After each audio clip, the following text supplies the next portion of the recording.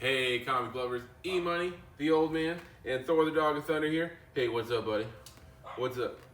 Our schedule's been so busy this week, I didn't think you'd make it this week, Thor. But here you are. Yeah, good boy. All right, so last weekend was Creature Feature Show for us in Shepherdsville, and we're going to give you a brief recap of that coming up. Also, some news coming out of DC Studios about some shakeups in management coming. So is it a good thing or yeah, a is bad it thing? good or bad? I like to think that it's good, but time will tell. I thought it was good news when Vince Russo came to WCW, but No, it was not. yeah, that didn't turn out well. All right, so then also some news about our main man Henry Cavill, about his future job plans. Wah, wah. Yeah, so we're going to be talking about that. Also, comic book reviews and previews, and we're going to be talking about what's up for EMoney the Old Man coming up next. All right, a true Witcher never leaves a poultry in distress. This is Back Issues.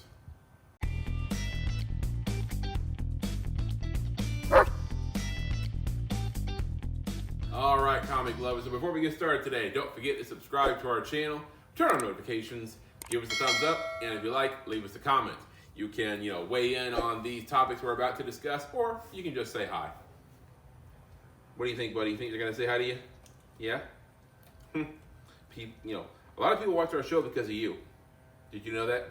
Kind of makes me sad. I'd rather watch the show because of me.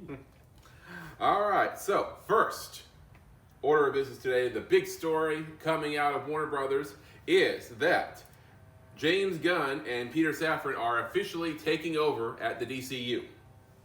Now, first point of order, it should be mentioned that the DC Cinematic Universe will no longer be called DCEU. It'll simply be called the DCU, the DC Universe. Ooh. So, a little less of a mouthful there. I don't know why they ever called it the DC Extended Universe, but They're trying to make the point that it's all involved with everything else. okay. Well, I feel like we could have gotten that on our own. Yeah, but they kind of failed anyway. All right, so it's just DCU now. All right, so this new appointment essentially makes Gunn and Safran the Feiges of the DCU. I hope. Yeah. James Gunn said after the announcement, "Not only do I love Kevin, but he was the first person I told after the deal with DC." There's pictures on the internet of them being buddy. Mm-hmm. John Cena was the second. Okay. Yeah. So, now James Gunn, everyone may be familiar with, but Safran is a little less of a household name. Peter Safran has worked as a producer on several DC projects, including Aquaman, Shazam, and The Suicide Squad, which were some of the former DCEU's most successful films. And also producer for the HBO Max series Peacemaker. He's also worked as a producer in all of the films in the Conjuring universe, which, side note, might also explain why you often see Annabelle making cameo appearance in a lot of DC films. If you watch the new trailer to Shazam! Fury of the Gods, when he's in the pediatrician's office, and he's like, I'm a pediatrician, right? And he points to all the toys that he has in his office. You'll see a shot of Annabelle sitting at the table there. That's just creepy. Right. All right, so here's what Gunn and Safran had to say in a joint statement after the announcement. "We're honored to be the stewards of these DC characters we've loved since we were children. We look forward to collaborating with the most talented writers, directors, and actors in the world to create an integrated, multi-layered universe that still allows for the individual expression of the artists involved. Our commitment to Superman, Batman, Wonder Woman, Aquaman, Harley Quinn, and the rest of the DC stable of characters is only equaled by our commitment to the wonder of human possibility these characters represent." So Harley Quinn gets a shout out, but Green Lantern, the Atom. Well, haven't been here yet, so, We're excited to invigorate the theatrical experience around the world as we tell some of the biggest, most beautiful, and grandest stories ever told. We're especially enthusiastic about doing all of this with Mike, Pam, Casey, Channing, and the whole Warner Brothers Discovery team. and are grateful to David Zaslav, whose bold vision for the future of the franchise we share and allows for this once-in-a-lifetime opportunity. Most of all, we can't wait to bring you all into the story of the DCU. All right, talk's cheap. Right? Now, as Gunn and Safran said, the pair will report to David Zaslav, CEO of Warner Brothers Discovery, but I'm hoping that Zaslav will just step back and let Gunn and Safran do their thing. So, what do you think, old man? Can Gunn and Safran do what Feige did with Marvel and put consistent hit after hit in the DCU? I mean, you're looking at some of the most iconic characters in comic books, all-time iconic. Mm-hmm.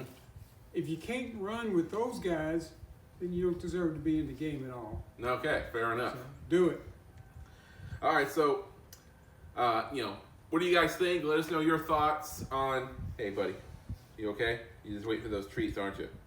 Let us know your thoughts on this announcement. Do you think that Gunn and Safran will do with the DC universe what Feige has done with the MCU, with very few duds in a over 20 film span in the MCU, starting with Iron Man?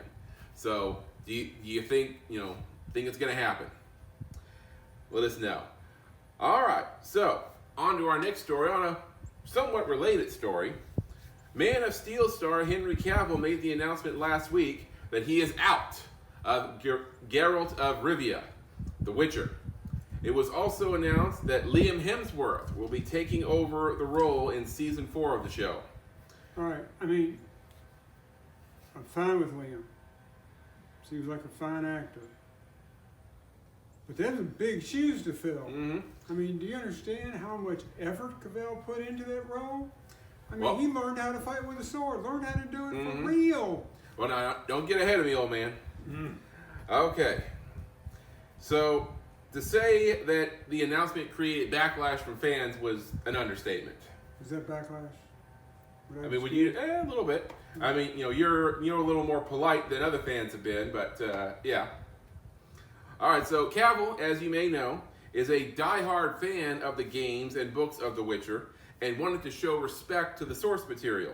But all stories and evidence have said that the writers evidently had a problem with that, because in sticking with the story and lore of the games, the scripts were practically written for them, and they didn't like that. And? I mean, to me, it just seems like it makes your job a whole lot easier. So Cavill, exhausted having to fight with them, the writing team constantly, decided to just step away. Okay, you writers out there, you're idiots. I think the fans have been pretty well pleased with The Witcher for the first 2 seasons, and they have a problem with that. I don't know why. I mean, look what happened with the guys who wrote the Game of Thrones episodes after they ran out of source material from Martin. The show just went... Well, George R. Martin's dead to me. So. Okay. Yeah, I would yell at the camera again, but you guys know how I feel about that. All right. So one fan on Twitter said, this isn't about Superman. People have said that he stepped away from the show because, he came back as Superman in the DCU. No, I Well, won't buy that for a minute. This isn't about Superman. He said he'd do both. This is probably a decision based on the showrunner's open disdain for the books, games, and the fans themselves. While Henry himself loves Geralt and the books, they obviously don't care about the world in the same way he does. Which, all evidence says that Cavill wants to do justice to the lore of the games and books. Boy, that was fast. Okay. Now, most fans who have voiced their opinion online have said, while they hold nothing against Liam Hemsworth, Henry Cavill is Geralt of Rivia and can't really imagine anyone else in the role. Now, will this fan backlash change anything? Probably not. But hey, the public got the studios to release the Snyder Cut. They got them to change Sonic's appearance. They got them to replace Kevin Spacey with Christopher Plummer. So, stranger things have happened. I predict that season 4 will come out with Liam Hemsworth, maybe. I mean, Wouldn't happen at all. yeah, that's still in question. And then that'll be the final season. Now, the plan when we first started this journey with The Witcher was a 7-season arc, but it could end with season 4. Does Now, nobody even think they could do a James Bond thing where they just keep putting a movie out? Why don't everybody think big enough for that? I mean, our plan is to go 7 seasons and then quit. Why? People are watching the show. Why do you gotta stop? I don't know. well, we still get one more season with Cavill, season 3. But some fans have said that once that's over, they're out. Oh, I'll watch season 4. I'll watch to see how he does. I'll give him a shot. Well, season 3 of The Witcher with Henry Cavill is expected to premiere sometime next year. All right, guys, so let us know your opinion. Are you in for season 4? Are you going to give Liam Hemsworth a chance, or are you just going to say, no, Cavill's gone, so I'm gone? Let's face it, we might watch season 3 and think it sucks. Yeah, I mean, anything can happen. Yeah. But I feel like season 3 will be good, and then 4 is kind of up in the air. So let us know your thoughts in the comments. All right, so that's going to do it for entertainment news this week. Now, what do you say we head inside and talk about comic books? You can come. Not you. All right, so first up on our comic reviews, we have our mentions. Something in the issue we want to talk about, either good or bad. And we have a little bit of both this week. Okay. All right, so first up, a DC miniseries. Seems like most every book that comes out of DC is a Batman book. Anyway, Batman Gotham Knights, Gilded City, number 1 of 6. All right. So in this issue, it's 2 stories in a single issue. The first one, it takes place in modern day Gotham, and it features Batman and Batgirl and Robin, who are trying to thwart a chemical attack on Gotham. Someone has augmented the Scarecrow's fear gas and is using it for a different purpose with people around Gotham at different locations. So they're working against that. Meanwhile, or I guess not meanwhile, but in the other story takes place in 19th century Gotham, way back in the day. And That was before my time. yeah. And a hero by the name of Runaway. He is a vigilante, massive vigilante, who defends runaway slaves in and around the Gotham area. And for you speculators out there, this is why I'm mentioning this. This is the first appearance of Runaway. So far as I know. Right. Well, actually, I just looked it up on Key Collector, and this is, in fact, his first appearance. Okay. So, might want to, grab one of these if you haven't already, because I don't know what future plans DC has for Runaway, but it's a good thing to have. So, I'm liking his story so far, so that's why we're gonna keep up with this one. And it's a 1 of 6 Gotham Knights Gilded City, and artwork perfectly respectable. Good stuff. So Gilded City number 1 of 6, and it comes in at 3.5 shields after we rounded it up. 3.5 rounded up. All right. All Next right, next up. we have a Black Label book from DC, which means it don't count. And that is Riddler, Year 1, Book 1. All right.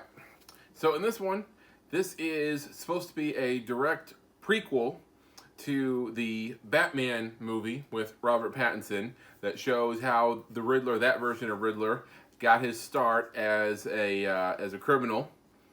And you know what? This is another one of those comics where it would be a lot better if the artwork were, done by in my opinion, a better artist.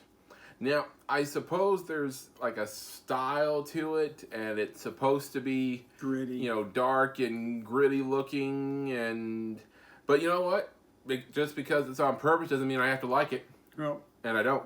some of y'all who've been following the channel for a while understand the way the old man treats art. Mm-hmm.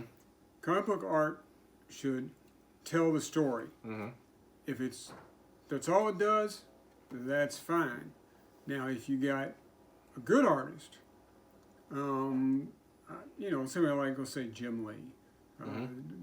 We like that, what's his, Diodato. So a good artist makes the story more enjoyable, because sometimes you'll take a second to look the panel over because you enjoy what you're seeing. Now, if the artwork slows you down because you have to sit there and stare at the panel to figure out what it is you're supposed to see, it detracts from the enjoyment of reading the story. So art needs to tell the story with no distractions. This one was distracting. Right. So, I mean, if you care about a prequel to the Batman, then go ahead and pick this one up. Elmi and I probably won't be getting it again. I think I'm done. Yeah. So, The Riddler, Year 1 from DC Black Label, coming in at 3 shields. 3 shields out of 5. All right, and then our final mention. This is one that we've been enjoying pretty much the whole 10 issues that it's run so far, and it's number 10 out of 12. Well, DC versus Vampires. Speaking of comics that has a great writer and a lousy artist, or I should probably say lousy to mediocre type artists. Which on this particular book, you scored the art lower than I did. Okay. I thought it was okay. All right. So in this issue, Batgirl is leading a ragtag group of heroes to Gotham, where the master of the vampires, who has Nightwing's body, is holed up. I guess holed up isn't the right word. I mean, he's living because he's at the highest tower in Gotham, so he's not really underground or anything.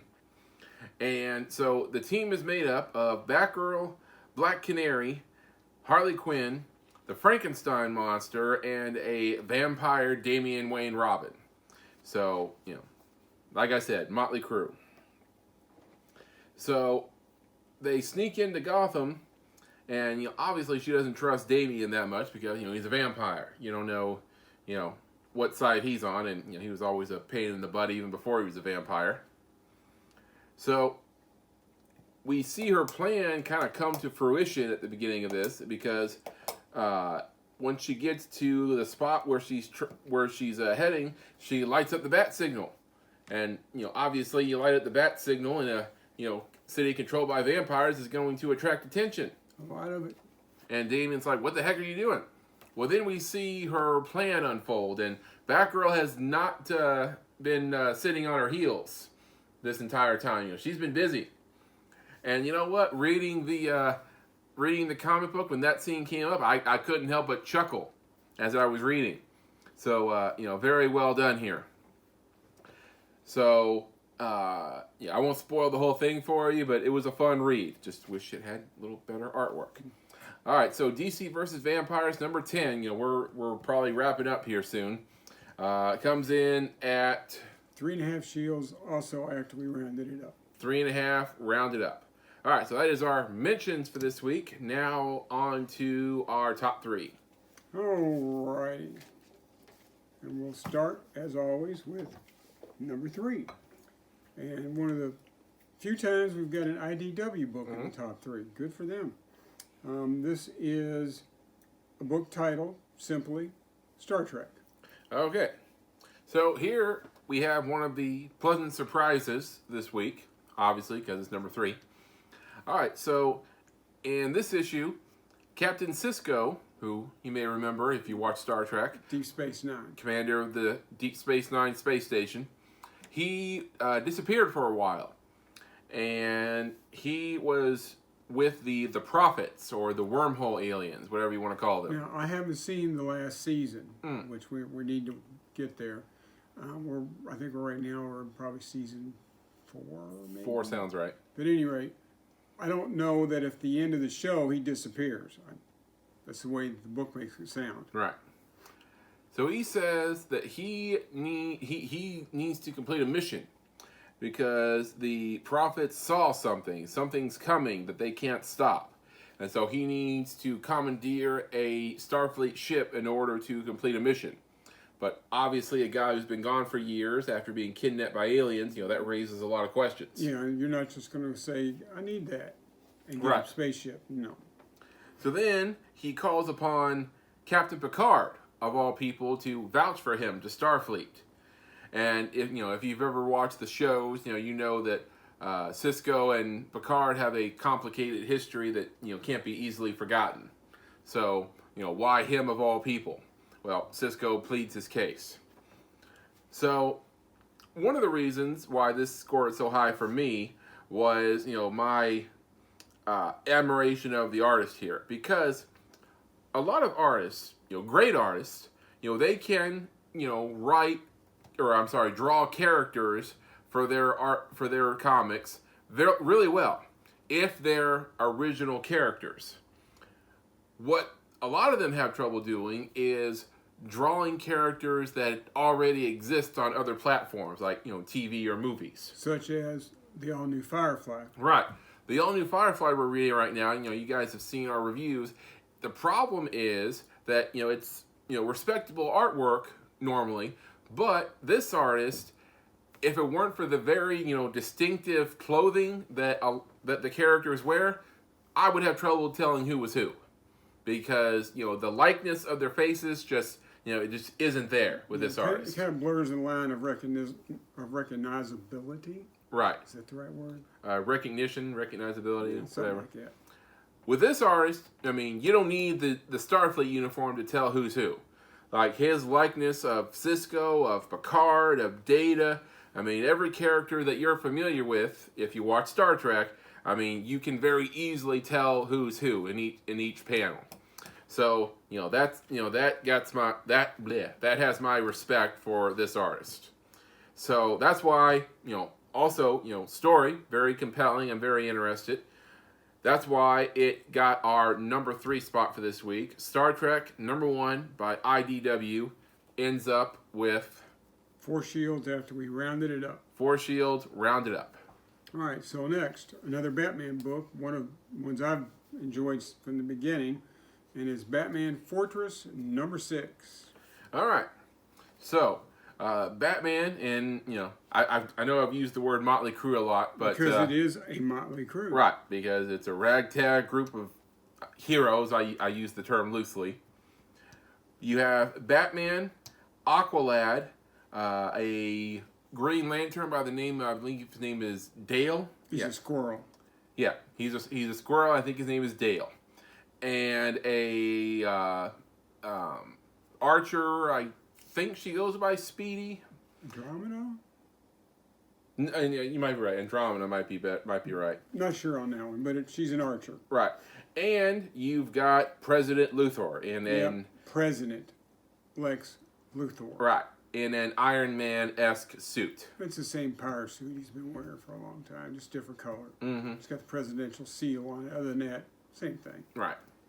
So they are making their way into the Fortress of Solitude, and the thing they're doing is they're trying to. By the way, it's at the very, very bottom of the ocean, so that was a whole. Wasn't easy to get to. Yeah, that was a whole mission in and of itself, and they are trying to try to find some clue as to where Superman is, and B, try to find a weapon in order to fight these aliens who have invaded Earth.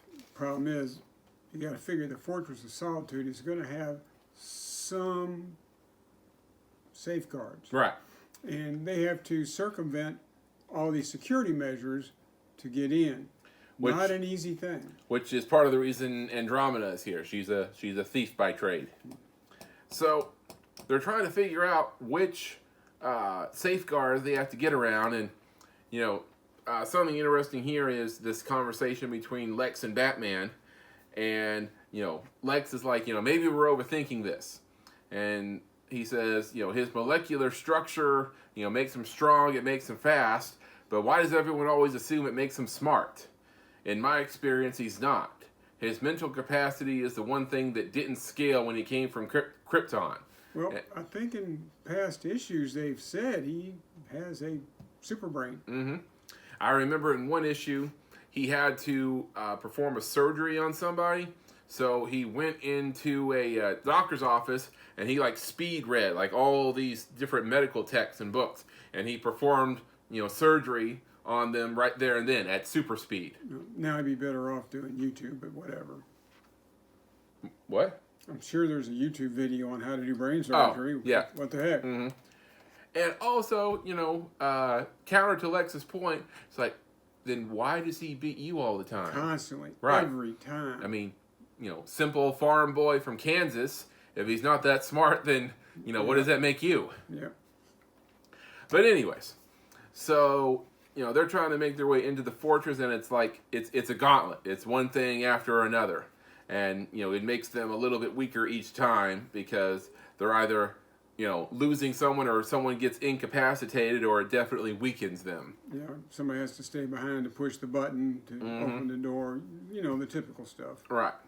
So, and I hope that they, get to the, conclusion of this part of the story eventually because, I mean, it's been like, 2 or 3 issues getting to the fortress, and I know it's called Batman Fortress. So yeah, but still, I mean, we got aliens topside we need to take care of, so let's get this done.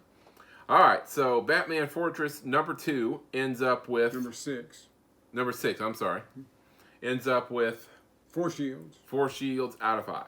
And this book from Image, we think we put the first one in top of the list, and this is number 2. So here it is at the top of the list again, written by Donny Cates, which is a good thing, and it's Vanish number 2. All right, so we get an introduction into this world in the first issue, and this second one is more like kind of how each character or how a lot of characters interact in the real world. So let me set it up. The most of the characters in this comic are refugees from a parallel world, a different dimension. They were all magicians of some sort. They're wizards, magicians, magic users, and most of them were enrolled into a magic school. But in this magic school, it also makes you a soldier in this war that up until this point you had nothing to do with. So a lot of them, after I believe their headmaster was killed in a fight with a former student, a lot of them decided to make a break for it, and they escaped into our world. Now, what's a former wizard magic user from another dimension to do once they reach our world? Well, you can do a number of things.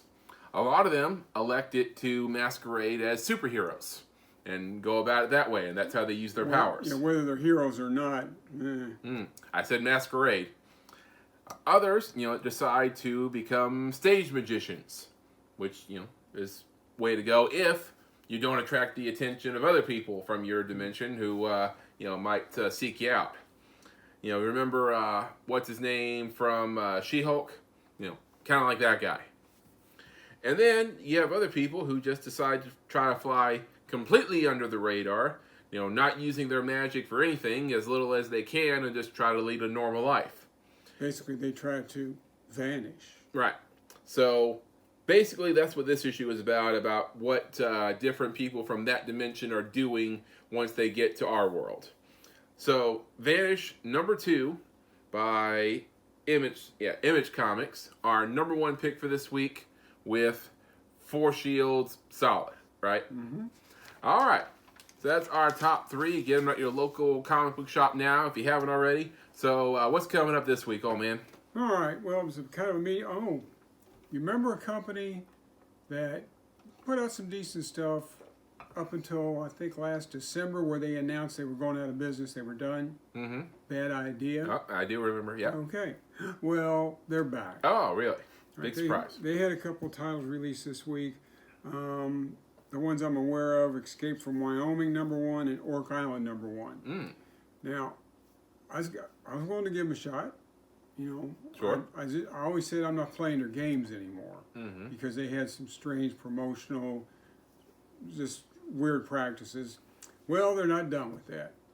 Because to get either one of these books, you had to buy the entire series at once, pay for it in advance.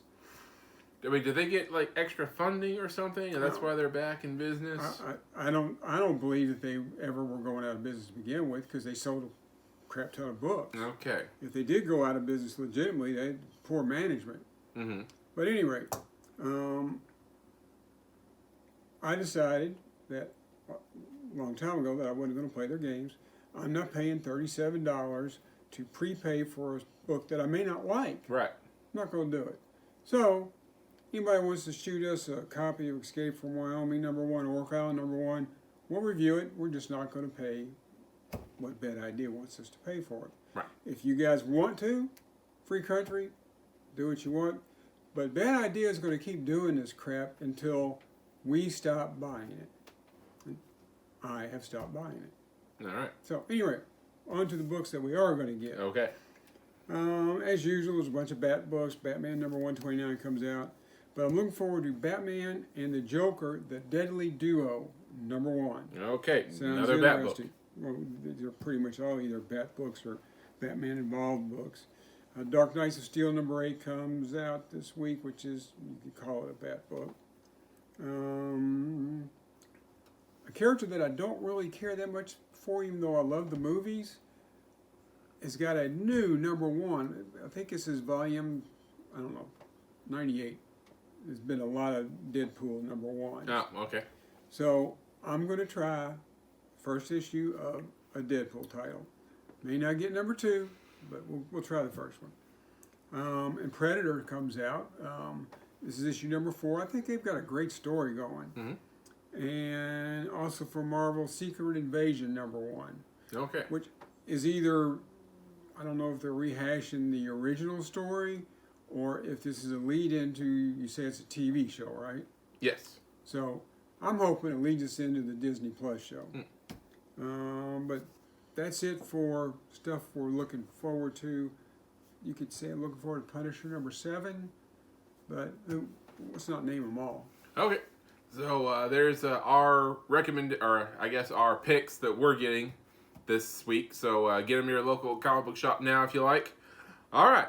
Now, what do you say we recap what happened this past weekend and a few other things? All right, so this past Sunday, the old man and I went down to Shepherdsville for the Creature Feature Show. Which is literally right next to Louisville. Right. You know, we had a few tables set up for comic books and toys. We had a good time. We got reacquainted with a few people and met some new people as well. I met some guys I haven't seen in many decades. Mm-hmm. And, you know, we sold a lot of great stuff. Didn't sell as many toys as we wanted to, but... No, it was surprising. We put a lot of table space for toys. Mm-hmm. And it didn't pay off. But, you know what? That's good news for you guys if you didn't make it out. Because, you know, we're going to be selling all that stuff in future shows. Or on Whatnot. On Whatnot. Also, we have Louisville Con coming up in December, which I will get to in just a minute here. And also, you know, if we don't sell it then, you know, we'll sell it next spring at the pop-up comic shop. So, just let me interject real quick. If you remember, those of you who've been following the channel for a long time, I mentioned that I was looking for Sean Hamilton, an old friend of mine who was in the comic book business, worked for The Great Escape for many, many years. I found him. He showed up at the booth, and we got to go over some things, see how each other were doing. It's good seeing you, Sean. Yep. And, you know, also I got to look around a little bit at other people's booths. Found a couple of treasures. One thing I found, you know, I have a very small personal collection of comic books. It's like, you know, a half box that's maybe a third full. And one thing that I've been searching for is the first appearances. I have a lot of Bat books. First appearances of Killer Croc. Now, if you're a comic book guy, you might know that there's a lot of controversy as to what Killer Croc's first appearance is. Because, you know, if you check Key Collector and you check Comic Book Realm, there's, you know, lots of different, you know, conflicting ideas. You know, it even says it in the notes as to what the first appearances are. And it's like, you know, first cameo appearance, second cameo appearance, first full appearance. Some of those cameo appearances, you just got a guy in a big raincoat. Right. And it doesn't even show that he has scaly skin. So I'm trying to collect all those issues that are, you know, up for debate. And I, you know, checked off another one this week. This is Detective number 524. And my notes, when I you know, went and checked, it said first full appearance of Killer Croc Question mark. Then the note on here that the dealer had was second appearance of Killer Croc. So I was like, okay. So I went ahead and grabbed it. Your best bet is to do what you're doing. Just get them all. Right, pretty much, which is what I'm looking to do. All right, so, check that off the list. Another thing I picked up, like right around the time the show started, and you've heard us talk about this before, and you may know that the old man was one of the co-creators of Wonderfest way back in the day. Now, Wonderfest is a local, mostly a model show. Mm-hmm. Me and a gentleman named Larry Johnson started it. The first couple of shows were really just swap meets, and then it grew way, way bigger. And now it's probably one of the best model conventions in the country. They have ridiculous number of guests show up, dealers, one of the best model contests you're ever going to see. That's not for cars and planes and boats. It's for science fiction stuff and superhero stuff, things like that. So, go ahead. But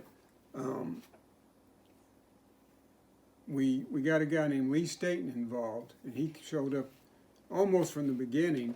But he was the powerhouse behind Wonderfest. He was the guy that took it from the swap meet that me and Larry started to what it is today. I got to give him props. Mm-hmm. Me and Larry might have started it, but he made it what it turned out to be. Well, I was, walking around before the doors opened to the public on Saturday, and I see this sitting on Guy's table. And, having known that the old man started Wonderfest, I pick it up and, I start flipping through it. The guy on the cover, in case you don't know, Ray Harryhausen. Yeah. One of If you don't know who he is, shame on you. Yeah, one Look of him up. the pioneers of horror monsters, Ray Harryhausen. He did all the stop motion stuff that I loved as a kid. Mm-hmm. So, the opening page, it talks about how this is the 7th year of Wonderfest, and that's been a while. Right. This is 1996, and it says, "It's hard to believe that this is our 7th Louisville show.